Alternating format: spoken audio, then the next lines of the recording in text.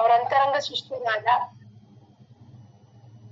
ಶಂಕರ್ರಾವ್ ಅನಂತಪುರ್ ಶ್ರೀ ಕ್ಷೇತ್ರ ಕೂಪಗಡ್ಡಿ ಅವರ ದಿವ್ಯ ಚರಣಾರವಿಂದಕ್ಕೆ ಸಾಷ್ಟಾಂಗ ಪ್ರಣಾಮ ಮಾಡುತ್ತಾ ಸತ್ಸಂಗದ ಎಲ್ಲಾ ಸದ್ಭಕ್ತರ ಪರವಾಗಿ ಅವರನ್ನ ಹೃತ್ಪೂರ್ವಕ ಸ್ವಾಗತ ಮಾಡುತ್ತಾ ಇಂದಿನ ಮನಾಚೇದ ಶ್ಲೋಕದ ವಿವರಣೆಗೆ ಗುರುಗಳನ್ನ ಪ್ರಾರ್ಥನೆ ಮಾಡ್ಕೊತೀನಿ.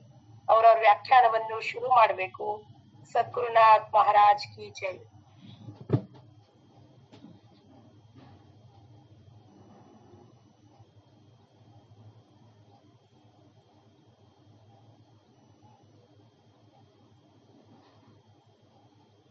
ಶುರು ಮಾಡ್ರಿ.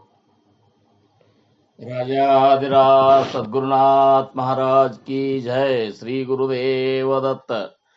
गुरुर्ब्रह्मा गुरुर्विष्णु गुरुर्देवो महेश्वरा गुरुर्साक्षात् परब्रह्म तस्मै श्री गुरुवे नमः. गुरुर्साक्षात् परब्रह्म तस्मै श्री गुरुवे नमः. ಸದಾನಂದ ಸದ್ಗುರು ಭಾವರಾಜ ಯೋಗಿ ರಾಮನೆಂದವತರಿಸಿದೆ ಭಕ್ತರ ಉದ್ಧಾರಕ್ಕಾಗಿ. ತ್ರೈಲೋಕ್ಯದೊಡೆಯನೆ ಸದ್ಭಕ್ತರು ನಿಮ್ಮ ಕೀರ್ತಿಯನ್ನು ಕೂಗಿ. ನಮಸ್ಕಾರ ಗುರುರಾಯ ಶ್ರೀರಾಮಚಂದ್ರ ಯೋಗಿ, ನಮಸ್ಕಾರ ಗುರುರಾಯ ಶ್ರೀರಂಗ ಯೋಗಿ. ಜಯ ಜಯ ರಘುವೀರ ಸಮರ್ಥ. ಚಿದಂಬರ ನಮಸ್ತೆಸ್ತು ಚಿಂತಿತಾರ್ಥ ಪ್ರದಾಯಿನೇ ಔದುಂಬರ ಸದಾವಾಸ ಚಿದಂಬರ ನಮೋಸ್ತುತೆ. ಔದುಂಬರ ನಿವಾಸಿ ಭಕ್ತಾಭಿಮಾನಿ ರಾಜಾಧಿರಾಜ ಶ್ರೀ ಸದ್ಗುರು ಚಿದಂಬರೇಶ್ವರ ಗುರು महाराज की जय. श्री सद्गुरुदास राजा राम महाराज की जय. सकल साधु संत महाराज की जय. जय जय रघुवीर समर्थ. शुकासारिके पूर्ण वैराग्य ज्यांचे वशिष्ठा परिज्ञान योगेश्वराचे. कवी वाल्मिका सारिका मान्य ऐसा नमस्कार माझा सद्गुरु रामदासा. जय जय रघुवीर समर्थ. ಭಕ್ತಿಯೊಳು ತುಕಾರಾಮ ಅನುಭವದಲ್ಲಿ ಜ್ಞಾನದೇವ. ಶಾಂತಿಯೊಳು ಏಕನಾಥ ವೈರಾಗ್ಯದಳು ಶುಕಮುನೀತ.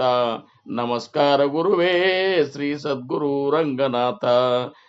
ಜಯ ಜಯ ರಘುವೀರ ಸಮರ್ಥ. ಪುಂಡಲೀಕ ವರದಾರ ವಿಠಲ್ पार्वती पतेश्वर महादेव. राजाधिराज सद्गुरुनाथ महाराज की जय. श्री गुरुदेव दत्त. जय जय रामा जय घन श्यामा जय जय श्री रामा. रामा जय जय श्री रामा. जानकी रमणा भव भय हरणा. जानकी रमणा भव भय हरणा. अगणित गुणधामा रामा अगणित गुणधामा. जय जय रामा जय घन श्यामा जय जय श्री रामा. रामा जय जय श्री रामा. राम राम राम राम रघुनंदना राम रघुनंदना.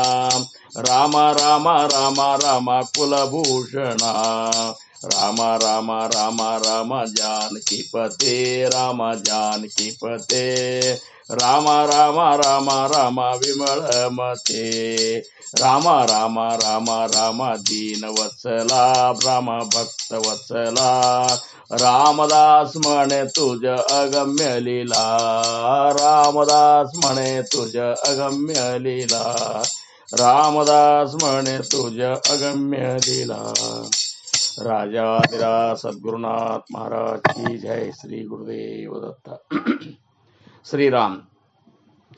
ಪ್ರಪ್ರಥಮದಲ್ಲಿ ನನ್ನ ಆರಾಧ್ಯ ದೈವತವಾಗಿರುವಂತಹ ಶ್ರೀ ಸದ್ಗುರು ಸಮರ್ಥ ರಂಗರಾವ್ ಮಹಾರಾಜರು ಶ್ರೀ ಕ್ಷೇತ್ರ ಕೂಪಗಡ್ಡಿ ಅವರ ದಿವ್ಯ ಚರಣಾರವಿಂದಗಳಿಗೆ ನನ್ನ ಅನಂತ ಅನಂತ ಕೋಟಿ ದಂಡವತ ಪ್ರಣಾಮಗಳನ್ನು ಸಲ್ಲಿಸಿ, ಪೂರ್ಣಾವತಾರಿಗಳು ಪರಬ್ರಹ್ಮ ಸ್ವರೂಪಿಗಳು ಆಗಿರುವಂತಹ ಶ್ರೀ ಸದ್ಗುರು ಶಿವ ಚಿದಂಬರೇಶ್ವರ ಗುರು ಮಹಾರಾಜರ ದಿವ್ಯ ಚರಣಾರವಿಂದಗಳಿಗೆ ಮತ್ತು ಅವರ ಅತ್ಯಂತ ಅಂತರಂಗದ ಶಿಷ್ಯ ಶ್ರೇಷ್ಠರಾಗಿರುವಂತಹ ಶ್ರೀ ಸದ್ಗುರು ದಾಸ ರಾಜಾರಾಮ್ ಮಹಾರಾಜರ ದಿವ್ಯ ಚರಣಾರವಿಂದಗಳಿಗೂ ನನ್ನ ಅನಂತ ಅನಂತ ದಂಡವತ ಪ್ರಣಾಮಗಳನ್ನು ಸಲ್ಲಿಸಿ, ಶ್ರೀ ಚಿದಂಬರ ಮಹಾಸ್ವಾಮಿಗಳ ಪರಾವತಾರವೇ ಆಗಿರುವಂತಹ ಅಗಡಿ ಆನಂದವನ ಕ್ಷೇತ್ರದ ಕ್ಷೇತ್ರಾಧಿಪತಿಗಳಾಗಿರುವಂತಹ ಶ್ರೀ ಸದ್ಗುರು ಶೇಷಾಚಲ ಗುರು ಮಹಾರಾಜರ ಮತ್ತು ಅವರ ಅಂತರಂಗದ ಶಿಷ್ಯ ಶ್ರೇಷ್ಠರಾಗಿರುವಂತಹ ಸದ್ಗುರು ನಾರಾಯಣ ಭಗವಾನ್ ಮಹಾರಾಜರ ದಿವ್ಯ ಪಾದಾರವಿಂದಗಳಿಗೆ ನನ್ನ ಅನಂತ ಅನಂತ ದಂಡವತ ಪ್ರಣಾಮಗಳು.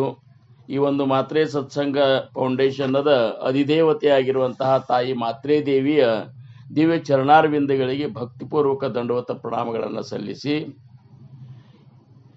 ಈ ಒಂದು ಸತ್ಸಂಗ ಕಾರ್ಯಕ್ರಮ ಜರುಗಲು ಪ್ರೇರಣಾಕರ್ತರು, ಕಾರಣಕರ್ತರು, ಸಾಕ್ಷಾತ್ ನಿರ್ಗುಣ ಪರಬ್ರಹ್ಮ ಸ್ವರೂಪಿಗಳು ಆಗಿರುವಂತಹ ಪರಮ ಪೂಜ್ಯ ಶ್ರೀ ಸದ್ಗುರು ಚಂದ್ರಕುಮಾರ್ ಗುರು ಮಹಾರಾಜರ ದಿವ್ಯ ಪಾದಾರವಿಂದಗಳಿಗೆ ನನ್ನ ಅನಂತ ಅನಂತ ದಂಡವತ ಪ್ರಣಾಮಗಳನ್ನು ಸಲ್ಲಿಸಿ, ಇಂದಿನ ಈ ಒಂದು ಸತ್ಸಂಗ ಕಾರ್ಯಕ್ರಮಕ್ಕೆ ತಮ್ಮ ಎಲ್ಲ ಪ್ರಾಪಂಚಿಕ ಕಾರ್ಯಗಳನ್ನು ಬದಿಗಿಟ್ಟು ಈ ಸಮಯದಲ್ಲಿ ಉಪಸ್ಥಿತರಿರುವಂತಹ ಎಲ್ಲ ಗುರುಬಂಧು ಭಗಿನಿಯರಿಗೆ, ತಾಯಿಯಂದಿರಿಗೆ, ಗುರು ಹಿರಿಯರಿಗೆ ಎಲ್ಲರಿಗೂ ನನ್ನ ಶಿರಸಾಷ್ಟಾಂಗ ನಮಸ್ಕಾರಗಳನ್ನು ಸಲ್ಲಿಸಿ, ನಾವು ನೀವುಗಳೆಲ್ಲ ಇಂದು ಶ್ರೀ ಸಮರ್ಥ ರಾಮದಾಸ್ ಮಹಾರಾಜರಿಂದ ರಚಿತವಾಗಿರುವಂತಹ ಮನೋಬೋಧದ ಶ್ಲೋಕಗಳ ಚಿಂತನೆ ಮಾಡಬೇಕಾಗ್ಯದ. ಈಗಾಗಲೇ ನಾವು 46 ಶ್ಲೋಕಗಳನ್ನು ಶ್ರವಣ ಮಾಡಿದ್ದಾಗ್ಯದ, ಚಿಂತನೆ ಮಾಡಿದ್ದಾಗ್ಯದ. ಇವತ್ತ 47 ಮತ್ತು 48 ಈ 2 ಶ್ಲೋಕಗಳ ಒಂದು ವಿಚಾರವನ್ನು ನಾವು ನೀವುಗಳು ಶ್ರವಣ ಮಾಡೋಣ. ಈ 2 ಶ್ಲೋಕಗಳು ಎಷ್ಟೊಂದು ಮಹತ್ವಪೂರ್ಣವ ಅಂದ್ರೆ, ಇವತ್ತಿನ ಈ ಒಂದು 47ನೇ ಶ್ಲೋಕದಿಂದ ಮುಂದಿನ 56ನೇ ಶ್ಲೋಕದವರೆಗೆ 10 ಶ್ಲೋಕಗಳು ಸಾಧಕರಾದವರಿಗೆ, ಭಗವಂತನ ಪ್ರಾಪ್ತಿಯ ಅತ್ಯಂತ ತಳಮಳ ಇದ್ದವರಿಗೆ, ಭಗವಂತ ಸಂತೋಷಗೊಳ್ಳಲು ಆ ಭಕ್ತನಂತಲ್ಲೇ ಇರುವಂತಹ ಲಕ್ಷಣಗಳೇನು, ಯಾವ ಲಕ್ಷಣಗಳು ಅವನಂತಲ್ಲಿದ್ದು ಅಂದ್ರೆ ಅವ ಸರ್ವೋತ್ತಮನಾದಂತಹ ಭಗವಂತನ ದಾಸನು, ಅವ ಶ್ರೇಷ್ಠ ಧನ್ಯ ಅನಿಸ್ಕೋತಾನ ಅನ್ನುವಂಥ ವಿಚಾರವನ್ನು ಈ 10 ಶ್ಲೋಕದೊಳಗೆ ನಮಗೆ ಸಮರ್ಥರು ಹೇಳ್ತಾರ.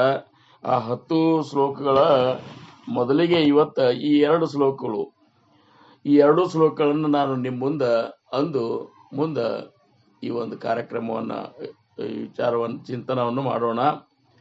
47ನೇ ಶ್ಲೋಕಗಳಿಗೆ ಏನಂತಾರಂದ್ರ, ಮನಿಲೋಚನಿ ಶ್ರೀಹರಿ ತೋಚಿ ಪಾಹೇ, ಮನಿಲೋಚನಿ ಶ್ರೀಹರಿ ತೋಚಿ ಪಾಹೇ, ಜನಿ ಜಾನತಾ ಭಕ್ತ ಹೋವು ನಿರಾಹೇ, ಜನಿ ಜಾನತಾ ಭಕ್ತ ಹೋವು ನಿರಾಹೇ, गुणी प्रीती राखे प्रभु साधनांच्या, गुणी प्रीती राखे क्रमु साधनाच्या, जगी धन्य तो दास सर्वोत्तमाच्या, जगी धन्य तो दास सर्वोत्तमाच्या, मनिलोचनी ಶ್ರೀಹರಿ ತೋಚಿ ಪಾಹೇ. ಈ ಒಂದು 47ನೇ ಶ್ಲೋಕದ ಸಾಮಾನ್ಯ ಅರ್ಥ ಏನಾಗ್ತದಪ್ಪ ಅಂದ್ರ, ಯಾರ ಮನಸ್ಸಿನಲ್ಲಿ ಭಗವಂತನ ರೂಪ ನೆಲೆಸಿದೆಯೋ, ಕಣ್ಣುಗಳಿಗೆ ಎಲ್ಲೆಡೆ ಶ್ರೀರಾಮನೇ ಕಂಡು ಬರುವನು, ಅವನೇ ಉತ್ತಮ ಭಕ್ತನು. ಸಗುಣ ರೂಪದಲ್ಲಿ ಪ್ರೇಮವಿರಿಸಿ ಸಾಧನೆ ಮಾಡುವ ಭಕ್ತನೇ ಜಗತ್ತಿನಲ್ಲಿ ಧನ್ಯನು ಅಂತೇಳಿ ಈ ಒಂದು ಶ್ಲೋಕದ ಅರ್ಥ. ಇನ್ನು 48ನೇ ಶ್ಲೋಕನಾಗ ಏನಂತಾರಂದ್ರೆ ಸಮರ್ಥರು,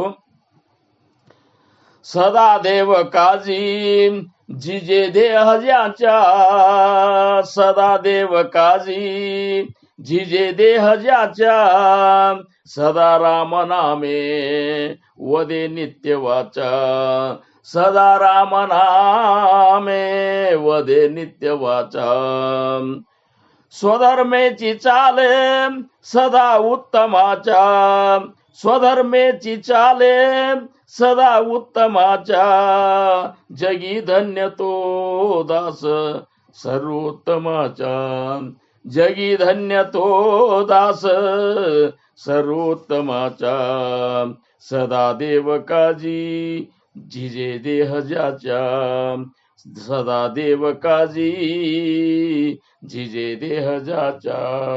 ಶ್ರೀರಾಮ್.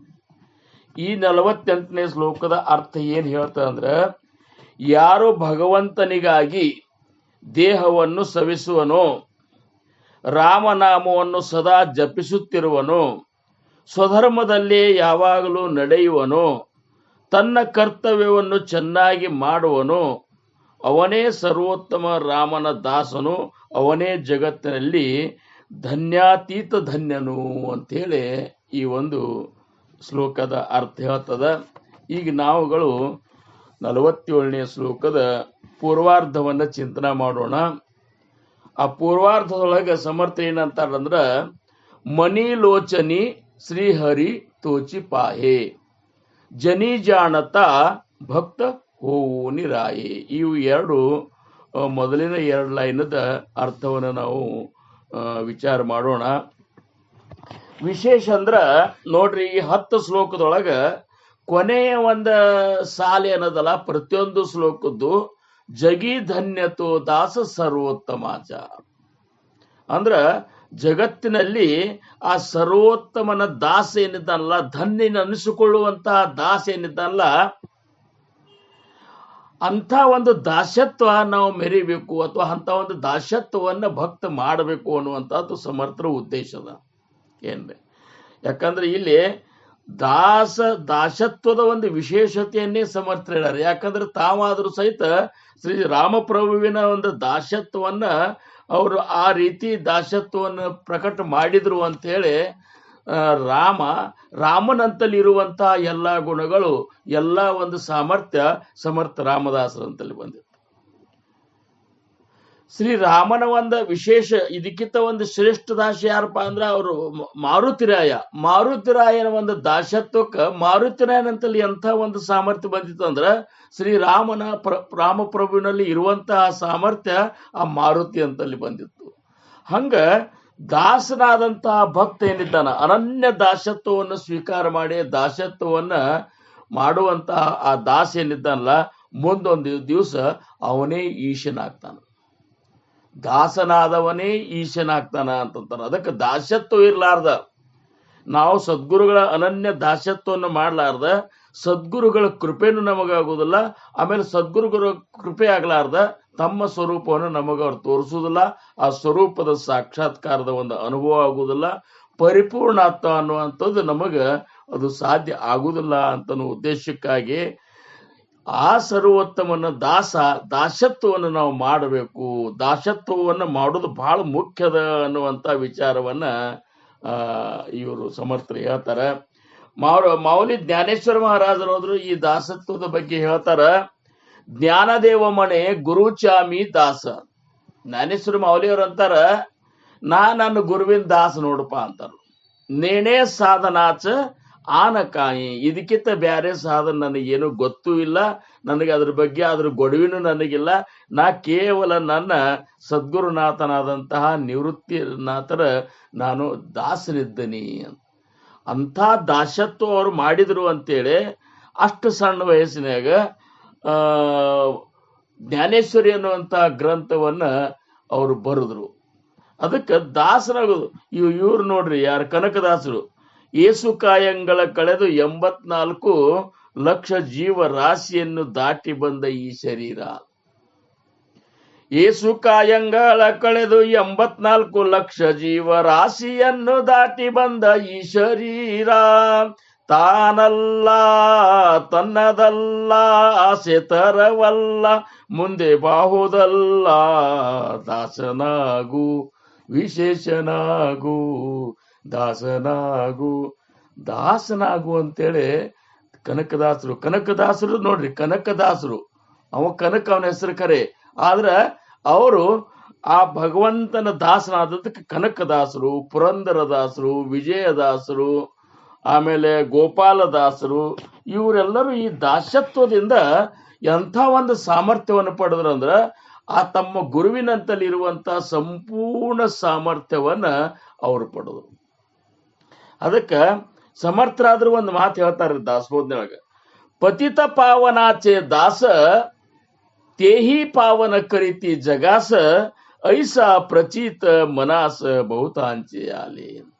ಆ ಪತಿತ ಪಾವನನಾದಂತಹ ಸದ್ಗುರುನಾಥನ ಯಾರು ಅನನ್ಯ ದಾಸತ್ವವನ್ನು ಮಾಡ್ಯಾರ, ತೇಹಿ ಪಾವನ ಕರಿತಿ ಜಗಾಸ, ಅವರು ಮಾತ್ರ ಜಗತ್ತಿನ ಜನರು ಉದ್ಧಾರ ಮಾಡಲಿಕ್ಕೆ ಅಂತ ಒಂದು ಸಾಮರ್ಥ್ಯವನ್ನು ಹೊಂತಾರ. ಇದು ಬಹಳಷ್ಟು ಮಂದಿಗೆ ತಿಳಿದದ, ಬಹಳಷ್ಟು ಮಂದಿಗೆ ಅನುಭವಕ್ಕೂ ಬಂದದ ಅಂತೇಳಿ ಸಮರ್ಥರು ಹೇಳ್ತಾರ. ಅಂದ್ರ ದಾಸತ್ವದ ಮಹತ್ವ, ನಾವೀಗ ಈ ಒಂದು ಭಕ್ತಿ ಮಾರ್ಗದಾಗ ಇದ್ದೇವಂದ್ರೆ ನಾವು ಹೆಂಗಿರ್ಬೇಕಂದ್ರ ಸೇವಕತನ, ಸೇವೆ ಮಾಡುದು, ಸದ್ಗುರುನಾಥನ ಅಖಂಡ ಸೇವೆಯೊಳಗೆ ನಾವಿರುವುದು. ಅಖಂಡ ಅಂದ್ರೇನು? ಯಾವಾಗಲೂ ಸದ್ಗುರುನಾಥನ ಸೇವೆಯೊಳಗೆ ಇರುವುದು. ಯಾವಾಗಲೂ ಸದ್ಗುರುನಾಥನ ಸೇವೆಯೊಳಗೆ ಇರ್ಲಿಕ್ಕೆ ಹೆಂಗಾಗ್ತದೆ ಅಂತೀರಿ ನೀವೀಗ? ಸಗುಣ ರೂಪ ಇದ್ದಾಗ ಸಗುಣದಾಗ ಹೋಗಿ ಸೇವಾ ಮಾಡಬಹುದು, ನಿರ್ಗುಣದಾಗ ಏನ್ ಸೇವಾ ಮಾಡುದು ಅಂತ ನಮಗ ಅನಿಸ್ಬೋದು. ಆದ್ರ ನಿಜವಾಗಿಯೂ ಸೇವೆಯ ಒಂದು ವ್ಯಾಖ್ಯೆ ಏನದ ಅಂದ್ರ, ಸದ್ಗುರುಗಳು ಏನು ಇಚ್ಛಾ ಪಟ್ಟಾರ, ನಮಗ ಏನು ಮಾಡಂತ ಹೇಳ್ಯಾರ, ಅದನ್ನ ಅತ್ಯಂತ ಅನನ್ಯ ಭಾವದಿಂದ ಮಾಡುವುದೇ ಸದ್ಗುರುನಾಥನ ಸೇವಾ. ಅದು ನಾಮಸ್ಮರಣೆ ಇರ್ಬೋದು, ಪೂಜಾ ಇರ್ಬೋದು, ಪ್ರವಚನ ಇರ್ಬೋದು, ಕೀರ್ತನ ಇರ್ಬೋದು, ಅಥವಾ ಮತ್ತೇನಪ್ಪ ಈ ನವ್ಯದ ಭಕ್ತಿ ಒಳಗೆ ಯಾವುದೇ ಇದ್ರೂ ಸಹಿತ ಅದನ್ನ ಅನನ್ಯ ಭಾವದಿಂದ ನಾವು ಮಾಡಿದೇವಂದ್ರ, ಆ ಒಂದು ನಾವು ಮಾಡುವುದರಿಂದ ಸದ್ಗುರುಗಳು ಸಂತೋಷಗೊಂಡ್ರಂದ್ರ ಅದೇ ನಾವು ಮಾಡುವಂತ ಒಂದು ಶ್ರೇಷ್ಠ ಸೇವಾ ಅನಿಸ್ಕೊತ ಏನ್ರಿ. ಅದಕ್ಕೆ ಇವರು ಪುರಂದರದಾಸರು ಒಂದು ಪದ್ನಾಗ ಅಂತಾರ, ಸೇವಕತನದ ರುಚಿಯನ್ನೇನಳೆದ್ಯೋ ಹನುಮ, ಸೇವಕತನದ ರುಚಿಯನ್ನೇನಳೆದ್ಯೋ ದೇವ ಹನುಮರಾಯ ವೈರಾಗ್ಯ ಬೇಡಿ. ಉದದಿಯ ದಾಟಿ ಸೀತೆಯ ಕಂಡು ಬಂದಾಗ ಮದುವೆ ಮಾಡನ್ನಬಾರದಿತ್ತೆ, ಪದದಿ ಪಾಷಾಣ ಪೆಣ್ಣ ಮಾಡಿದವಗೆ ಇದು ಏನು ಆಶ್ಚರ್ಯವೋ ನೀ ಬಯಸಲೊಲ್ಲದೆ ಹೋದೆ. ಸೇವಕತನದ ರುಚಿಯ ನೇನಳದ್ಯೋ ಹನುಮ ಅಂತ ಅಂತಾರ. ಅಂದ್ರ ಸೇವಕತನದ ನೋಡ್ರಿ, 100 ಯೋಜನ ಸಮುದ್ರವನ್ನ ಯಾವ ವಿಚಾರ ಇಲ್ಲಾರ್ದ ಹಾರಿದ.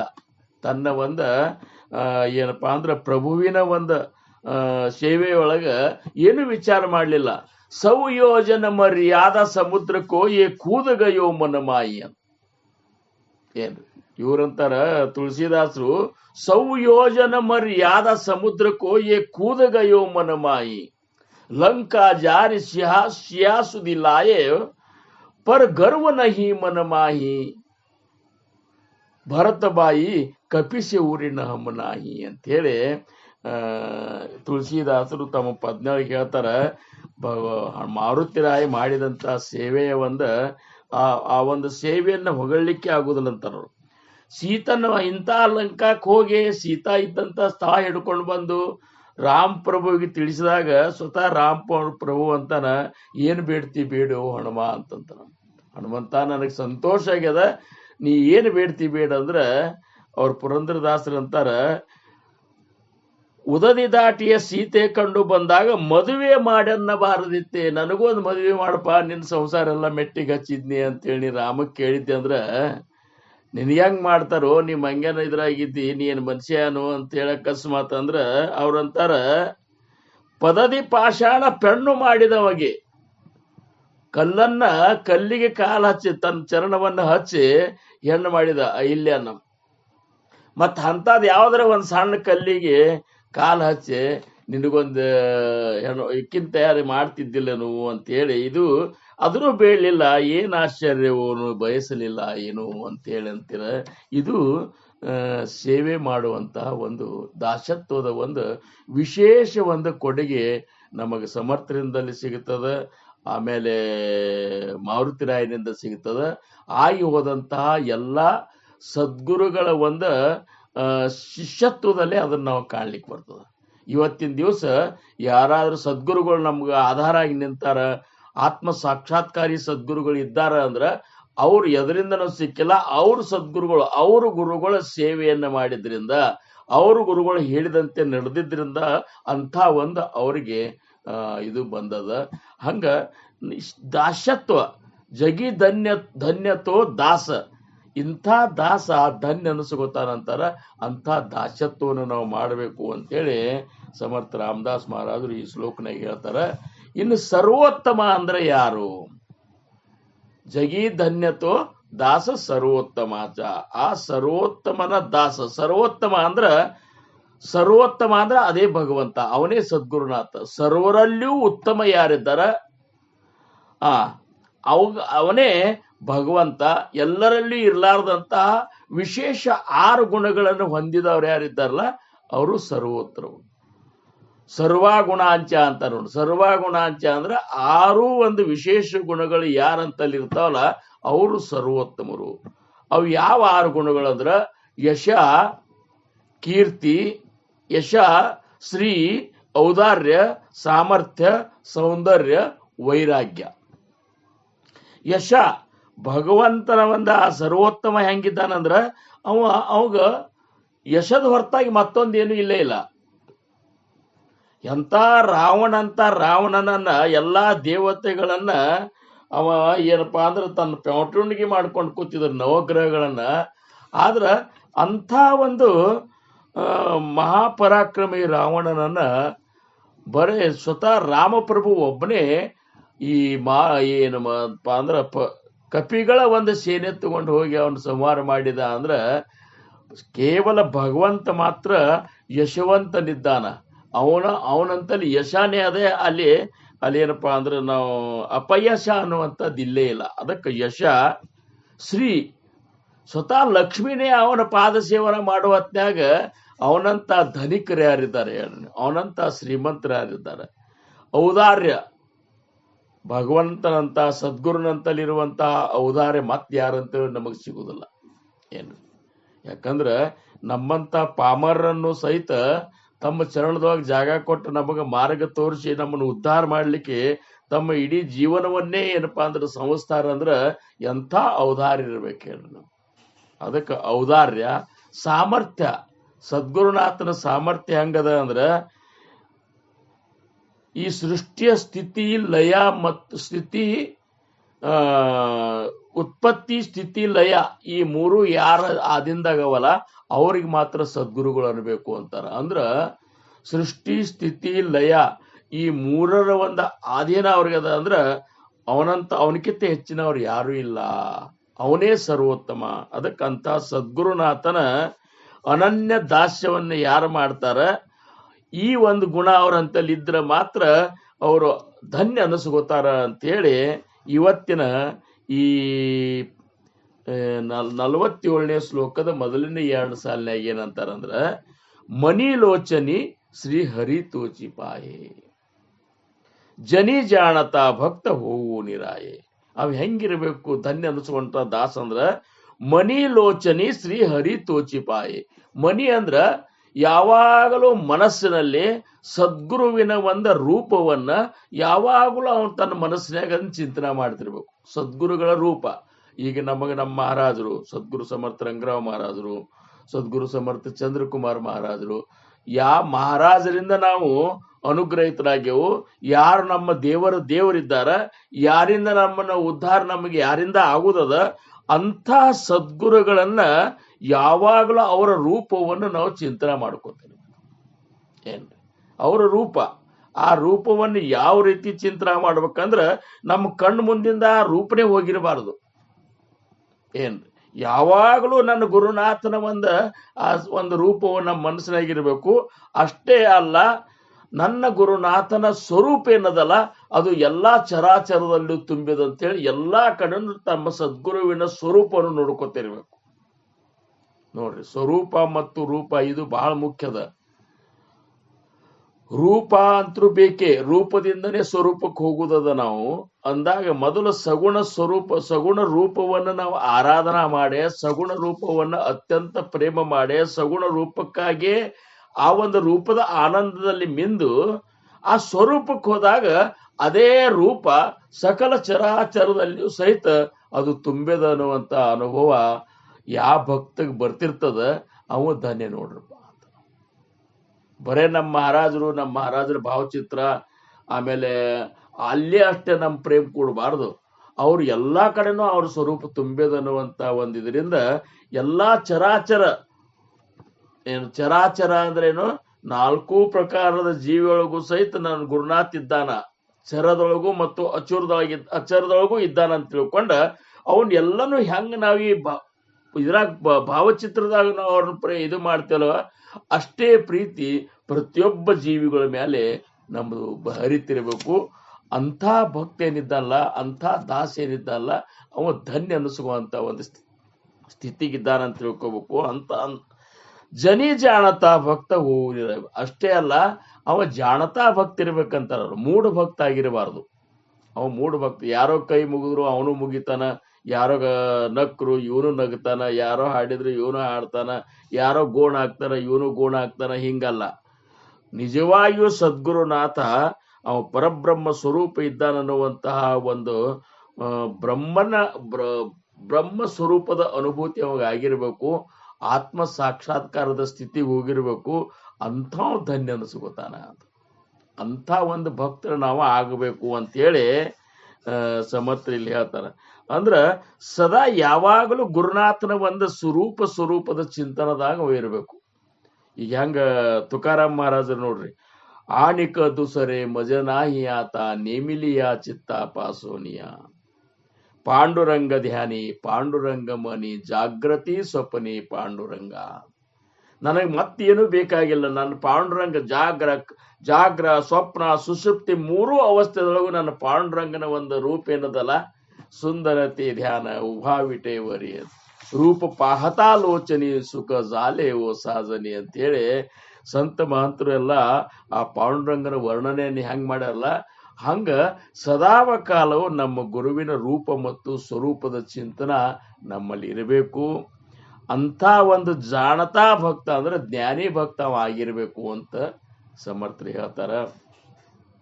ಇನ್ನು ಕೆಲ ಕಡೆ ಎಲ್ಲಾ ಕಡೆನೂ ನೀ ನೋಡ್ಬೇಕು ಅಂತಾರ. ಎಲ್ಲಾ ಕಡೆನೂ ಸದ್ಗುರುನಾಥನ್ ನೋಡ್ಬೇಕಂದಾಗ ಅವನ್ ಇರ್ಲಾರ್ದಂತ ಜಾಗನ ಇಲ್ಲ ಅನ್ನುವಂತ ಈ ಒಂದು ಮಹತ್ವಪೂರ್ಣ ಜ್ಞಾನ ನಮಗಾಗಿರ್ಬೇಕು. ಅದು ಯಾರ ರೂಪದಾಗೇ ಇರಲಿ, ಅದು ಸಣ್ಣ ವಯಸ್ಸಿನವನೇ ಇರಲಿ, ದೊಡ್ಡವನೇ ಇರಲಿ, ಸ್ತ್ರೀಯರೇ ಇರಲಿ, ಪುರುಷರೇ ಇರಲಿ, ಪ್ರಾಣಿಯರೇ ಇರಲಿ, ಎಲ್ಲದರಲ್ಲೂ ನನ್ನ ಗುರುನಾಥ್ ಇದ್ದಾನ ಅಂತೇಳಿ ಎಲ್ಲರನ್ನೂ ಅಷ್ಟೊಂದು ನಿಷ್ಕಲ್ಮಶ ಹೃದಯದಿಂದ ಪ್ರೇಮ ಮಾಡುವಂತ ಸ್ಥಿತಿ ಯಾರ್ದದಲ್ಲ ಅವ ಧನ್ಯ ನೋಡಪ್ಪ ಅಂತ ಹೇಳ್ತಾರೆ. ಮುಂದೆ ಏನಂತಾರ ಅವರು, ಈ ಭಗವದ್ಗೀತದೊಳಗ ಒಂದ್ ಮಾತು ಹೇಳ್ತಾರ, ಇದನ್ನ ಯೋಮಾಂ ಪಶ್ಯತಿ ಸರ್ವತ್ರ ಸರ್ವಂಚ ಮೈ ಪಶ್ಯತಿ ತಸ್ಯಾಹಂ ನ ಪ್ರಣಶ್ಯಾಮಿ ನಚಮೇನ ಪ್ರಣಶ್ಯತಿ ಅಂತ ಕೃಷ್ಣ ಪರಮಾತ್ಮ ಭಗವದ್ಗೀತೆಯೊಳಗೆ ಹೇಳ್ತಾನ. ಯೋಮಾಂ ಪಶ್ಯತಿ ಸರ್ವತ್ರ ಎಲ್ಲಾ ಸರ್ವತ್ರದಲ್ಲೂ ನನ್ನನ್ನು ಯಾರು ನೋಡ್ಲಿಕ್ಕತ್ತಾರ. ಯೋಮಾಂ ಪಶ್ಯತಿ ಸರ್ವತ್ರ ಸರ್ವಂಚ ಮೈ ಪಶ್ಯತಿ, ಸರ್ವಭೂತಗಳಲ್ಲೂ ನನ್ನನ್ನು ಯಾರು ನೋಡ್ಲಿಕ್ಕತ್ತಾರ, ನನ್ನಲ್ಲಿ ಸರ್ವಭೂತಗಳನ್ನ ಯಾರು ನೋಡ್ಲಿಕ್ಕತ್ತಾರಲ್ಲ, ತಸ್ಯಾಹಂನ ಪ್ರಣಶ್ಯಾಮಿ ನಚಮೇನ ಪ್ರಣಶ್ಯತಿ, ಅವನು ನಾನು ಸಮದರ್ಶಿಗಳಾಗಿರ್ತೇವು ಅಂತ. ಅಂದ್ರೆ ಒಬ್ಬರಿಗೊಬ್ಬರು ನಾವು ಯಾವಾಗಲೂ ಭೇಟಿಯೊಳಗಿರ್ತೇವೆ, ಒಬ್ಬರಿಗೊಬ್ಬರು ನಾವು ಬೇರೆ ಇಲ್ಲೇ ಇಲ್ಲ ಅನ್ನುವಂತ ಒಂದು ಸ್ಥಿತಿ ಏನದಲ್ಲ, ಇಂಥ ಒಂದು ಸ್ಥಿತಿ ನಮ್ಮಲ್ಲಿ ಪ್ರಾಪ್ತ ಆಗ್ಬೇಕು ಅಂತಾರ. ಅದ್ರ ಮುಂದಿನ 2 ಸಾಲಿನಾಗ ಏನ್ ಹೇಳ್ತಾರಂದ್ರ, ಗುಣಿ ಪ್ರೀತಿ ರಾಖೆ ಕ್ರಮು ಸಾಧನಾಚ ಅಂತವ್ರೆ. ಮುಂದಿನ ಈ 3ನೇ ಸಾಲಿನಾಗ ಏನ್ ಹೇಳ್ತಾರ, ಗುಣಿ ಪ್ರೀತಿ ರಾಖೆ ಕ್ರಮು ಸಾಧನಾಚ. ಇದು ಬಹಳ ಮುಖ್ಯದ. ಗುಣಿ ಅಂದ್ರೇನು? ಸಗುಣ. ಸಗುಣದೊಳಗ ಎಷ್ಟು ಪ್ರೀತಿ ಇರ್ಬೇಕಂದ್ರೆ ಸಗುಣ ರೂಪದೊಳಗ ಅಷ್ಟೇ ಒಂದು ಸಗುಣದೊಳಗ ಪ್ರೀತಿ ಇಟ್ಟು ಕ್ರಮು ಸಾಧನಾಚ, ಸದ್ಗುರುಗಳು ಹೇಳಿದಂತಹ ಸಾಧನ ಕ್ರಮದೊಳಗ ತತ್ಪರತೆಯಿಂದ ನಾವು ದುಡಿತಿದ್ದೇವೆ ಅಂದ್ರೆ ಜಗಿ ಧನ್ಯತೋ ದಾಸ ಸರ್ವೋತ್ತಮಾಚ. ಇಷ್ಟು ಲಕ್ಷಣಗಳು ನಮ್ಮಲ್ಲಿ ಬರಬೇಕು ಅನ್ನುವಂಥದ್ದು ಸಮರ್ಥರ ಅಪೇಕ್ಷೆ ಅದ. ಇದೇನಿದು ಬರೇ ಇದೊಂದು 47 ದಾತಿ, ಇನ್ನು 56 ಅಂದ್ರೆ 10 ಶ್ಲೋಕದೊಳಗ ನಮ್ಮನ್ನು ಪೂರ್ಣ ಬದಲಾವಣೆ ಮಾಡಬೇಕು, ನೀವು ಹಿಂಗೇ ಇರಬೇಕು ಅಂತೇಳಿ ನಮಗೆ ಸಮರ್ಥರು ಹೇಳಲಿಕ್ಕತ್ತಾರ. ಹಿಂಗಿದ್ರ ಮಾತ್ರ ನನಗೆ ನೀವು ಪ್ರೇಮ, ನನಗೆ ನೀವು ಪ್ರೀತಿಯವರಾಗ್ತೀರಿ ಅಂತ. ನೀವು ಬರೇ ಬಾಯಿಲೆ ಅನ್ನೋದು ಒಳಗೊಂದು ಹೊರಗೊಂದು ಇರೋದ್ರಿಂದ ನನಗೆ ನೀವು ಪ್ರೀತಿಯಸ್ತ್ರ ಆಗುವುದಿಲ್ಲ. ನೀವು ಈಗ ನಾ ಹೇಳಿದಂತ ಲಕ್ಷಣ ನಿಮ್ಮಲ್ಲಿ ಮೈಗೂಡಿಸ್ಕೊಡ್ರಪ್ಪ ಅಂತ ಹೇಳೋ ಸಂಬಂಧ ಅವ್ರು ಈ ಶ್ಲೋಕನಾಗ ಏನಂದ್ರೆ ಅವರು ಮನಿಲೋಚನಿ ಶ್ರೀಹರಿ ತೋಚಿ, ಮನಸ್ಸಿನಲ್ಲೇ ಮತ್ತು ಎಲ್ಲಾ ಸರ್ವಭೂತಗಳಲ್ಲಿಯೂ ನನ್ನನ್ನು ನೋಡ್ಕೊತ ಇದ್ದಂತ ಮತ್ತು ನನ್ನ ಸ್ವರೂಪದ ಒಂದು ಜ್ಞಾನ ಆದಂತಹ ಜ್ಞಾನಿ ಭಕ್ತ, ಅದರ ಜೊತೆ ಸಗುಣ ರೂಪದವನ್ನ ಇದು ಮಾಡ್ಲಾರ್ದ, ಏನಪ್ಪಾ ಅಂದ್ರೆ ಸಗುಣ ರೂಪವನ್ನು ತಿರಸ್ಕಾರ ಮಾಡ್ಲಾರ್ದ, ಸಗುಣ ರೂಪವನ್ನು ಪ್ರೇಮ ಮಾಡಿ ನಿರ್ಗುಣದೊಳಗ ಆನಂದವನ್ನು ಅನುಭವಿಸುವಂತ ಆ ಇಂಥ ಒಂದು ಸ್ಥಿತಿ ಇದ್ದಂತ ದಾಸ ಏನಿದ್ದಲ್ಲ, ಭಕ್ತ ಏನಿದ್ದಲ್ಲ, ಜಗಿ ಧನ್ಯತೋ ದಾಸ ಸರ್ವೋತ್ತಮಾಚ ಅಂತ ಸಮರ್ಥ ಹೇಳ್ತಾರ. ಇನ್ನ 48ನೇ ಶ್ಲೋಕವನ್ನು ನಾವು ನೋಡಿದಾಗ 48ನೇ ಶ್ಲೋಕ ಏನಂತಾರ, ಸದಾ ದೇವ ಕಾಜಿ ಜಿಜೆ ದೇಹ ಜಾಚ ಸದಾ ರಾಮ ನಾಮೇ ವದೇ ನಿತ್ಯ ವಾಚ ಸ್ವಧರ್ಮೇ ಚಿಚಾಲೆ ಸದಾ ಉತ್ತಮಾಚ ಜಗಿ ಧನ್ಯತೋ ದಾಸ ಸರ್ವೋತ್ತಮಾಚ. 48ನೇ ಒಂದು ಶ್ಲೋಕದ ಪೂರ್ವಾರ್ಥದ 2 ಸಾಲಿನಾಗ ಏನ್ ಹೇಳ್ತಾರ ಅಂದ್ರ, ಸದಾ ದೇವ ಕಾಜಿ ಜಿಜೆ ದೇಹ ಜಾಚ ಸದಾ ನಾ ರಾಮ ನಾಮೇ ವದೇ ನಿತ್ಯವಾಚ. ಅಂದ್ರ ಯಾರು ಭಗವಂತನಿಗಾಗಿ ತಮ್ಮ ದೇಹವನ್ನು ಸವಿಸುವರೋ, ಭಗವಂತನ ಕಾರ್ಯಕ್ಕಾಗಿ ಯಾರು ತಮ್ಮ ದೇಹವನ್ನು ಸಂಸ್ಕೃತ ಇದ್ದಾರೋ, ಆಮೇಲೆ ಸದಾ ಮುಖದಿಂದ ರಾಮನಾಮವನ್ನು ಜಪಿಸುತ್ತಿರುವವರು ಇದ್ದಾರೋ ಅಂಥ ಭಕ್ತರು ನನಗೆ ಅತಿ ಸೇರ್ತಾರಪ್ಪ. ಈಗ ನೋಡ್ರಿ, ಸದಾ ದೇವಕಾಜಿ ಜಿಜೆ ದೇಹ ಜಾಚ ಅಂದ್ರ ಸದಾ ಏನಪ್ಪಾ ಅಂದ್ರ ಆ ಭಕ್ತ ಹೆಂಗಿರ್ತಾನಂದ್ರ ತನ್ನ ಗುರುವಿನ ಒಂದ ಕಾರ್ಯದೊಳಗೆ ಮಗ್ನಾಗಿ ಬಿಟ್ಟಿರ್ತಾನ. ಆ ಗುರುವಿನ ಕಾರ್ಯ ಅಂದ್ರೆ ಏನು? ಸದ್ಗುರುನಾಥ ಹೇಳಿದಂತ ಸದ್ಗುರುನಾಥನ ಇಚ್ಛೆಯನ್ನು ಪೂರ್ತಿ ಮಾಡೋ ಸಂಬಂಧ. ಸದ್ಗುರುಗಳು ಏನ್ ಇಚ್ಛೆ ಮಾಡಿದ್ರೆ ನಮ್ಮಿಂದ ಅಂದ್ರ, ನೀವು ನಮಗ್ ಏನೂ ಕೊಡಬೇಡ್ರಪ್ಪ, ನಮ್ಮ ಉತ್ತರೋತ್ತರ ಭಗವಂತನ ಭಕ್ತಿ ಜಗತ್ತಿನ ಎಲ್ಲಾ ಜೀವಿಗಳು ಮಾಡುವಂಗ ಅವ್ರನ್ನ ನೀವು ತಂದು ಭಗವತ್ ಭಕ್ತಿಗೆ ಹಚ್ಚ್ರಿ ಅಂತಂದ್ರು. ಮೊದಲ ನಾವು ಮಾಡ್ಬೇಕ್ರಿ. ನಾವು ಅಖಂಡವಾಗಿ ಭಗವಂತನ ಸದ್ಗುರುನಾಥನ ಸೇವೆಯೊಳಗ ಕಾರ್ಯದೊಳಗ ನಾವು ಸಂಪೂರ್ಣ ತೊಡಗಿಸ್ಕೋಬೇಕು. ಅದು ಓದುದಾಗಿರ್ಬೋದು, ಶ್ರವಣ ಆಗಿರ್ಬೋದು, ಕೀರ್ತನ ಹೇಳೋದಾಗಿರ್ಬೋದು, ಪ್ರವಚನ ಹೇಳೋದಾಗಿರ್ಬೋದು, ನಾಮಸ್ಮರಣೆ ಮಾಡೋದಾಗಿರ್ಬೋದು, ಅಥವಾ ಅರ್ಚನ ಪೂಜೆ ಮಾಡೋದಾಗಿರ್ಬೋದು, ನವ್ಯದ ಭಕ್ತಿಗಳು ಎಲ್ಲಾ ಭಕ್ತಿಗಳನ್ನ ಮಾಡುದ್ರ ಎಷ್ಟು ತತ್ಪರರಾಗಿರ್ಬೇಕು ಅಂದ್ರ ಅದ್ರೊಳಗೆ ನಮ್ಮ ಇಡೀ ಜೀವನ ಕಳಿತಿರ್ಬೇಕು. ಈಗೆಲ್ಲ ನೀವು ಕಡಿಲಿಕ್ಕತ್ತಿರಲ್ಲ, ಇದು ಅದೇ ಒಂದು ಲಕ್ಷಣ. ಇದು ಅಂದ್ರೆ ಏನು? ಸದಾ ನಮ್ಮ ಜೀವನವನ್ನ ಸದ್ಗುರುನಾಥನ ಭಕ್ತಿಗಾಗಿ ನಾವು ಕಳೆಯುವಂತದ್ದೇನು ಒಂದು ನಮ್ಮ ಈ ಒಂದು ಸ್ಥಿತಿ ನಮಗಾಗ್ಯದಲ್ಲ, ಇದು ಭಗವಂತಗೆ ಭಾಷೆ ಇರ್ತದೆ. ಎಂದರೆ ಒಮ್ಮೆ ಯಾವಾಗರೆ ಒಮ್ಮೆ ನಾವು ಇಂಥ ಸತ್ಸಂಗ ಮಾಡೋದಲ್ಲ, ಸತ್ಸಂಗ ಮಾಡಿದ ಮೇಲೂ ಸಹಿತ ಅದನ್ನ ಸಚ್ಚಿಂತನದೊಳಗ ಮನನ ಮಾಡ್ಕೋತ, ನಿಧಿ ಧ್ಯಾಸ ಕಚ್ಕೋತ, ಅದನ್ನ ಜೀವನದಾಗ ಅಳವಡಿಸ್ಕೋತ ನಾವು ಹೋಗುವಂತ ಇದು ಸ್ಥಿತಿ ನಮ್ದಾಗಿರ್ಬೇಕಂತಾರ ಅವ್ರು.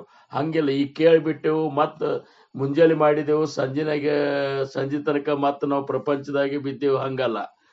ಯಾವಾಗಲೂ ನಾವ್ ಏನಪ್ಪಾ ಅಂದ್ರೆ ಗುರುನಾಥರು ಹೇಳಿದಂತಹ ಆ ನಾಮಸ್ಮರಣೆ ಅಂತ ನಮ್ಮಂತಲ್ಲಿ ನಡೆಯಬೇಕು. ಸದಾ ರಾಮನಾಮೇ ವದೇ ನಿತ್ಯವಾಚ, ಯಾವಾಗಲೂ ನಿತ್ಯ, ಯಾವಾಗಲೂ ಗುರುನಾಥ ಕೊಟ್ಟಂತಹ ಆ ಉಪದಿಷ್ಟ ನಾಮವನ್ನ ನಾವು ಸ್ಮರಿಸ್ಕೊತಾನೆ ಇರಬೇಕು.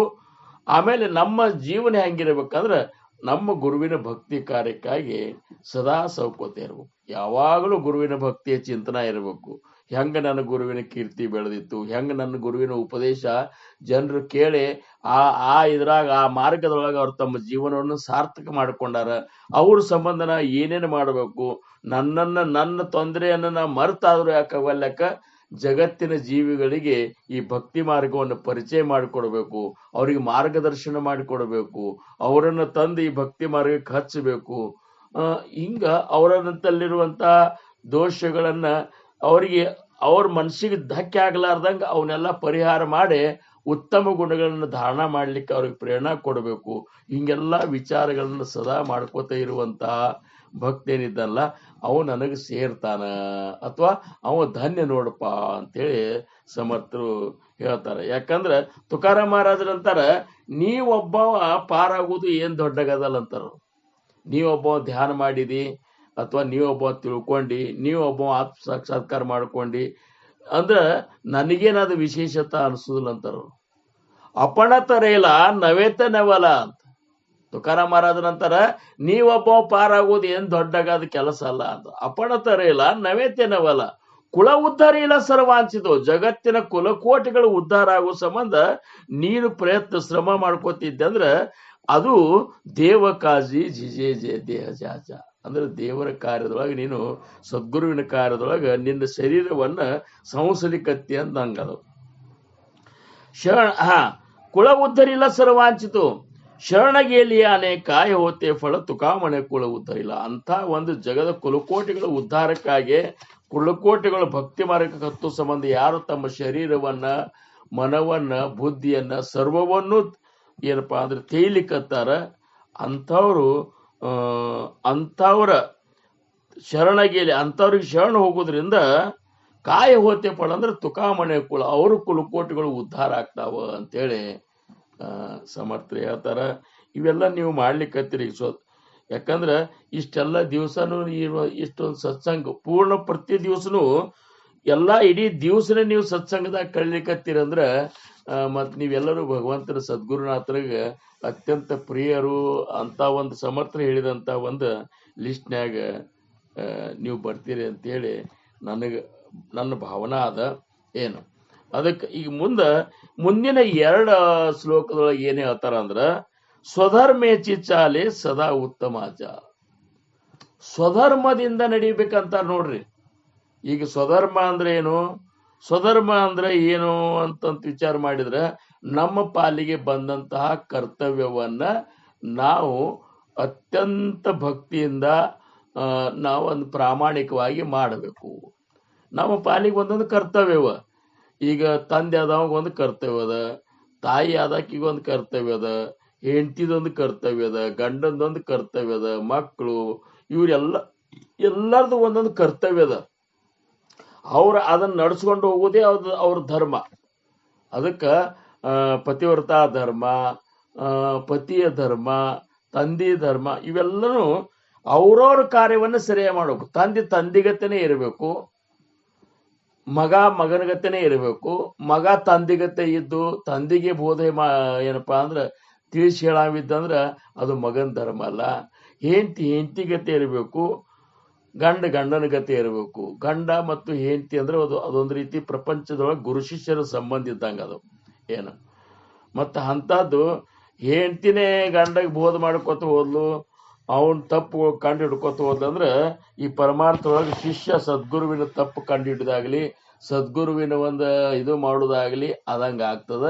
ಅದಕ್ಕೆ ಪ್ರಪಂಚದೊಳಗೆ ಗಂಡ ಹೆಂಡತಿಯಿಂದ ಅವ್ರೊಂದು ಧರ್ಮದ, ಶಿಷ್ಯನ ಧರ್ಮದ, ಗುರುವಿನ ಧರ್ಮದ, ಆಮೇಲೆ ದಾಸನ ಧರ್ಮದ,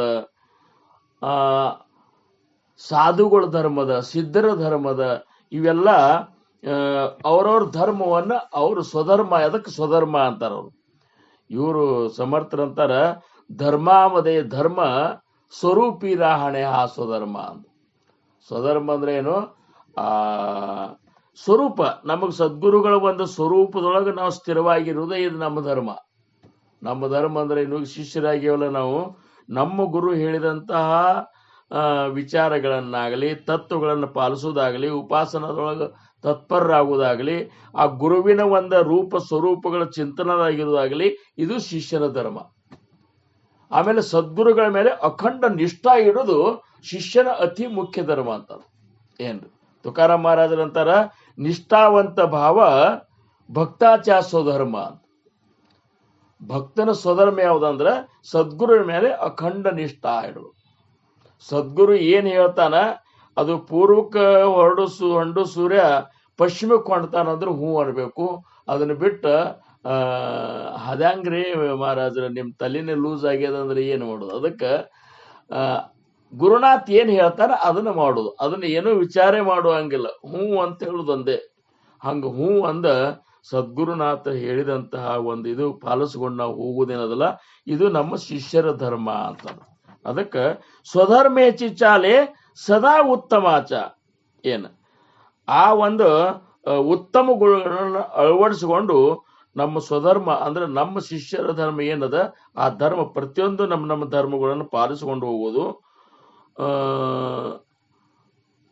ಜಗಿ ಧನ್ಯತೋ ದಾಸ ಸರ್ವೋತ್ತಮಾಚ. ಅವನು ಈ ಜಗತ್ತಿನೊಳಗ ಸದ್ಗುರುಗಳ ಒಂದು ದಾಸತ್ವ ಮಾಡಿದಂತ ಈ ಒಂದು ದಾಸ ಏನಿತ್ತಲ್ಲ ಸರ್ವೋತ್ತಮನ ದಾಸರೊಳಗೆ ಧನ್ಯ ಅನಿಸ್ಕೊಂಡಿದ್ದಾನ ಅನ್ನುವಂತ ಮಾತ ಸಮರ್ಥರು ಹೇಳ್ತಾರ. ಇವನ್ನೆಲ್ಲ ನಾವು ಮೈಗೂಡಿಸ್ಕೋಬೇಕಾಗಿದ್ರಿ ಇವ್ನು. ಯಾಕಂದ್ರೆ ಇವು ಹೇಳುದಕ್ಕ ಇರುವುದಕ್ಕ ಬಹಳಷ್ಟು ಅಂತರ ಆಗ್ತದ. ನಾವು ಈಗ ಇವನ್ ಕೇಳೋದ್ರಿಂದ ಏನ್ ಪರಿವರ್ತನೆ ಆಗ್ಬೇಕು, ನಾವೀಗ ಮನಾಚ ಶ್ಲೋಕ ಆಗಲಿ ದಾಸಬೋಧ ಆಗಲಿ ಇವನ್ನ ಶ್ರವಣ ಮಾಡೋದ್ರಿಂದ ನಾವು ಬದಲಾವಣೆ ಆಗಬೇಕು ಅನ್ನುವಂತ ಉದ್ದೇಶ ಇಟ್ಟುಕೊಂಡೇ ಕೇಳಬೇಕು. ನಮ್ಮಲ್ಲಿ ನಾವು ಆ ರೀತಿ ಇದ್ದೇವೋ ಇಲ್ಲೋ ಅನ್ನುವಂತಹದ್ದು ಪರೀಕ್ಷೆ ಮಾಡ್ಕೋತಾನೆ ಇದನ್ನ ಕೇಳ್ಬೇಕು.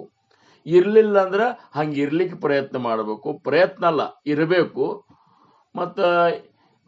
ಮತ್ತೇನೇನು ಸಮರ್ಥ ಹೇಳ್ಯಾರ ಅವನ್ನೆಲ್ಲ ಮಾಡ್ಕೋತಿದ್ದೇವೆ ಅಂದ್ರೆ ಮಾತ್ರ ಆ ಸದ್ಗುರುನಾಥನ ಕೃಪಾ ನಮ್ಮ ಮೇಲೆ ಆಗ್ತದ. ಅವ ಧನ್ಯ ಧನ್ಯ ಧನ್ಯ ಅಂತ ಅನ್ಬೇಕು ನಮಗ. ಏನಪ್ಪ ನಮಗ ಅಂತ ಒಂದು ಇವೇನಿದ್ದಲ್ಲ ಶಂಕರಣ್ಣ, ನಮಗ್ ಭಾಳ ನೋಡಪ್ಪ ಒಬ್ಬ ಶಿಕ್ಷೆ ಸಿಕ್ಕದಕ್ಕೆ ನಮಗ್ ಜೀವನನೇ ಧನ್ಯ ಅನ್ನಿಸ್ಲಿಕ್ಕತ್ತದ ಅಂತೇಳಿ ಸದ್ಗುರುಗಳು ಅನ್ಬೇಕು. ಅದೆಲ್ಲ ಬಿಟ್ಟು ನಾವು ಅಂದ್ರೆ ಸದ್ಗುರುಗಳಿಂದ ಉಪದೇಶ ಸಿಕ್ಕೋದ ನಾವು ಧನ್ಯರಂತಂದ್ರೆ ಅದಿಲ್ಲ. ಸದ್ಗುರುನಾಥ ಅನ್ಬೇಕು, ಇಂಥ ಶಿಷ್ಯ ನನಗೆ ಬೇಕಾಗಿದ್ದ. ಹೆಂಗ ರಾಮಕೃಷ್ಣ ಪರಮಹಂಸರಿಗೆ ವಿವೇಕಾನಂದರ ಸಿಕ್ಕ ಕೂಡಲೇ ಆನಂದ ಆತು, ಏನ್ ಭಾವುಸಾಹೇಬ್ ಮಹಾರಾಜರಿಗೆ ರಾಮಚಂದ್ರರಾವ್ ಮಹಾರಾಜರು ಸಿಕ್ಕ ಕೂಡಲೇ ಆನಂದ ಆಯ್ತು, ರಾಮಚಂದ್ರರಾವ್ ಮಹಾರಾಜರಿಗೆ ಸದ್ಗುರು ಸಮರ್ಥ ರಂಗರಾವ್ ಮಹಾರಾಜರ ಒಂದು ಶಿಷ್ಯತ್ವ ನೋಡಿ ಅವ್ರಿಗೆ ಎಷ್ಟು ಆನಂದ ಆತು. ಹಿಂಗ ನೋಡ್ರಿ, ಗುರ್ಲಿಂಗ ಜಂಗಮ್ಮ ಮಹಾರಾಜರಿಂದ ಉಪದೇಶ ತಗೊಂಡಂತ ಭಾವುಸಾಹೇಬ್ ಮಹಾರಾಜರು ಗುರ್ಲಿಂಗ ಜಂಗಮ್ಮ ಮಹಾರಾಜರು 36 ವರ್ಷ 9 ತಾಸು ಧ್ಯಾನ ಮಾಡಿದ್ರಂತ. ಆಮೇಲೆ ಗುರ್ಲಿಂಗ ಜಂಗಮ್ಮ ಮಹಾರಾಜರ ಆಜ್ಞಾ ಪ್ರಕಾರ ಭಾವುಸಾಹೇಬ್ ಮಹಾರಾಜರು 9 ತಾಸು ಧ್ಯಾನ ಮಾಡಿದ್ರಂತ. ಇವರೆಲ್ಲ ಇವ್ರ ಒಂದು ಆದರ್ಶವನ್ನ ನೋಡಿದೇವ ಅಂದ್ರ ನಾವು ಒಂದು ತಾಸು ಮಾಡ್ಲಿಕ್ಕೆ ಹಿಂದ್ ಮುಂದೆ ನೋಡ್ತೇವೆ. ದಿವ್ಸಕ್ಕೆ 9 ತಾಸ ತಮ್ಮ ಪ್ರಪಂಚ ಕಡೆ ಹೊಳ್ಳಿ ನೋಡ್ಲಾರ್ದ ಗುರುನಾಥನ ಒಂದು ಕೃಪೆಗಾಗಿ ಏನು ಸಾಧನಾ ಮಾಡಿದ್ರು. ಗುರುನಾಥನ ಒಂದು ಭಕ್ತಿ ಬೆಳೆಸೋ ಸಂಬಂಧ ತಮ್ಮ ಪ್ರಪಂಚವನ್ನೇ ತ್ಯಾಗ ಮಾಡಿ ಜಗತ್ತು ತುಂಬಾ ಅಡ್ಡಾಡಿ ಭಕ್ತಿಯನ್ನು ಬೆಳೆಸಿದ್ರು. ಇಂಥ ಒಂದು ಏನಪ್ಪಾ ಅಂದ್ರ ಶಿಷ್ಯರು ದಾಸರು ಏನಿದ್ದಾರಲ್ಲ, ಇವರು ಜಗತ್ನಾಗ ಧನ್ಯ ಅನ್ಸ್ಕೊತಾರ ಅಂತೇಳಿ ಸಮರ್ಥರು ಈ 47 ಮತ್ತು 48 ಶ್ಲೋಕನಾಗ ಹೇಳ್ತಾರ. ನೀವುಗಳು ಏನಪ್ಪಾ ಅಂದ್ರ ಇವೆಲ್ಲ ವಿಚಾರಗಳನ್ನ ಮತ್ತೊಮ್ಮೆ ನಾವು ಶ್ರವಣ ಮಾಡಿ ಮತ್ತೊಮ್ಮೆ ಮನನ ಮಾಡಿ ಆ ಪ್ರಕಾರ ಒಂದೊಂದೇ ಗುಣಗಳನ್ನು ಅಳವಡಿಸಿಕೊಂಡು ಧನ್ಯರಾಗೋಣ ಅಂತ ಹೇಳ್ಕೊತ ಇವತ್ತಿನ ಸೇವೆಗೆ ನಾನು ವಿರಾಮ ಕೊಡ್ತೇನೆ. ಆಕಲ್ಪಾಯಿಶ್ವಾವೇತಯ ಕುಳ ಮಾಜ್ಯ ಸಕಳ ಹರಿಚಾ ದಾಸ कल्पनेची बाधा न हो कोण काळी ही संत मंडळी सुखी असो अहंकाराच्या वारा न लागो रासा माझ्या विष्णुदासा भाविकासी नामा म्हणितया असावे कल्याण जामक निधान पांडुरंग पुंडली कवरदार विठ्ठल पार्वती पतेश्वर महादेव राजाद्रा सद्गुरुनाथ महाराज की जय. श्री गुरुदेव दत्त. चिदंबर नमस्ते तू चिंतितार्थ प्रदायिने औदुंबर सदावास चिदंबर नमोस्तुते. औदुंबर निवास भक्ताभिमानी राजाधिराज श्री सद्गुरु शिव चिदंबरेश्वर महाराज की जय. सद्गुरुदास राजा राम महाराज की जय. सकल साधु संत महाराज की जय. जय जय रघुवीर समर्थ. जय श्री राम.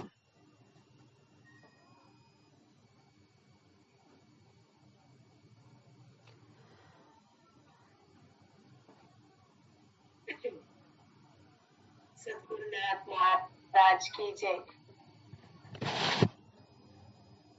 2 ಶ್ಲೋಕದ ವಿವರಣೆಯನ್ನು ಗುರುಗಳನ್ನು ಏನು ತಿಳಿಸ್ಕೊಟ್ರು ಅದ್ರಲ್ಲಿ ಒಂದೇ ಒಂದು ಮುಖ್ಯ ಏನಪ್ಪಾ ಅಂದ್ರೆ ಸದ್ಗುರುನಾಥನ ಮೇಲೆ ಅಖಂಡವಾದ ಭಕ್ತಿ. ಅಖಂಡವಾದ ಭಕ್ತಿ ಅವ್ರ ಮೇಲೆ ಇಡಬೇಕು, ಶ್ರದ್ಧಾ ಇಡಬೇಕು, ನಿಷ್ಠಾ ಇಡಬೇಕು. ಮತ್ತೆ ಒಂದು ಅವಲೋಕನ ಮಾಡ್ಕೋಬೇಕು. ನಾವೇನಪ್ಪಾ, ನಾವ್ ಸದ್ಗುರುಗಳನ್ನ ನಿಜವಾಗೇ ಮಾಡ್ಕೊಂಡಿದ್ದೀವ? ಮಾಡ್ಕೊಂಡಿದ್ದೀವಿ ಅಂದ್ರೆ ಅವ್ರ ಮೇಲೆ ಭಕ್ತಿ ಇದೆಯಾ? ಫಸ್ಟ್ ಶ್ರದ್ಧಾ ಇದೆಯಾ? ಸಮರ್ಪಣ ಮಾಡಿದೀನಾ ಫಸ್ಟ್? ಅಥವಾ ಕೇವಲ ಎಲ್ಲರೂ ಒಂದು ಬಾವುಟ ಹಿಡ್ಕೊತಾರೆ, ಸದ್ಗುರು ಮಾಡ್ಕೊಂಡಿದೀನಿ ಅಂತ ನಾವು ಬಾವುಟ ಹಿಡ್ಕೊಂಡು ಓಡಾಡ್ತಿದ್ದೀವ ಅನ್ನೋದನ್ನ ಇವತ್ತು 2 ಶ್ಲೋಕದಿಂದ ಚಿಂತನೆ ಮಾಡೋ ಹಂಗೆ ಗುರುಗಳು ಮಾಡಿದ್ದಾರೆ. ನಾವೆಲ್ಲರೂ ಅದನ್ನ ಚಿಂತನೆ ಮಾಡೋ. ನಿಜವಾಗಿಯೂ ನಾನು ನನ್ನ ಗುರು ಗುರು ಗುರು ಅಂತ ಹೇಳ್ಕೊಂಡು ಬೆಳೆಸ್ತಿದೋನೋ ನಿಜವಾಗಿಯೂ, ಅಥವಾ ಅದನ್ನ ಸುಮ್ಮನೆ ಹೇಳ್ಕೊತಾ ಅದೇನು ಅಳವಡಿಸ್ಕೊಳ್ಳೋದಲ್ಲೇ ನಾನಿದ್ದೀನೋ ಬದುಕ್ತಾ ಇದ್ದೀನೋ ಅನ್ನೋದನ್ನ ಗುರುಗಳು ಇವತ್ತು ನಮ್ಗೆ ಒಂದು ಪ್ರಶ್ನೆ ಕೊಟ್ಟಂಗಿದೆ. ಇದನ್ನ ನೋಡ್ಕೊಳ್ರಪ್ಪ ಅಂತ. ನಿಜವಾಗಿಯೂ ನಾವು ಮಾಡ್ತಾ ಇದ್ದೀವ? ಅದಕ್ಕೆ ಆ ಹಾದಿದಲ್ಲಿ ಹೋಗ್ತಾ ಇದ್ದೀವ? ಅವ್ರ ಸಗುಣರೂಪ ಧ್ಯಾನ ಮಾಡ್ತಾ ಇದ್ದೀವ?